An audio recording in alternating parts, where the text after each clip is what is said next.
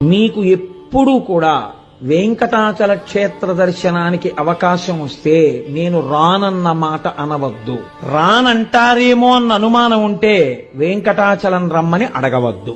ఎందుకో తెలుసా అండి? నాకు తెలుసు చాలా మంది మొన్ననే కదా వెళ్ళొచ్చాం, ఎందుకులేండి తిరుపతి అన్న వాళ్ళకి ఆయన దర్శనం ఇవ్వలేదు, కొండ మీదకి రానివ్వలేదు. సేవ టిక్కెట్టు చేతిలో ఉన్న అహంకారానికి పోయిన వాళ్ళకి సేవ లేకుండా చేసి పంపించిన సందర్భాలు ఒకటి కాదు, రెండు కాదు, నాకు ఎన్నో తెలుసు. నేను మీకు పరమ సత్యం చెప్తున్నాను. ఇప్పుడు నేను చెప్తున్న ప్రసంగాన్ని మీరు వింటున్న విషయాన్ని వెంకటరమణుడు వింటున్నాడు. మీరు మనసులో స్మరించిన దాన్ని కూడా ఆయన తెలుసుకుంటాడు. మీకు ఎప్పుడూ కూడా వెంకటాచల క్షేత్ర దర్శనానికి అవకాశం వస్తే నేను రానన్న మాట అనవద్దు.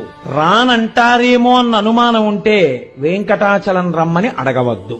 ఎందుకో తెలుసా అండి? నాకు తెలుసు చాలా మంది మొన్ననే కదా వెళ్ళొచ్చాం, ఎందుకులేండి తిరుపతి అన్న వాళ్ళకి ఆయన దర్శనం ఇవ్వలేదు, కొండ మీదకి రానివ్వలేదు. సేవ టిక్కెట్టు చేతిలో ఉన్న అహంకారానికి పోయిన వాళ్ళకి సేవ లేకుండా చేసి పంపించిన సందర్భాలు ఒకటి కాదు, రెండు కాదు, నాకు ఎన్నో తెలుసు. నేను మీకు పరమ సత్యం చెప్తున్నాను. ఇప్పుడు నేను చెప్తున్న ప్రసంగాన్ని మీరు వింటున్న విషయాన్ని వెంకటరమణుడు వింటున్నాడు. మీరు మనసులో స్మరించిన దాన్ని కూడా ఆయన తెలుసుకుంటాడు.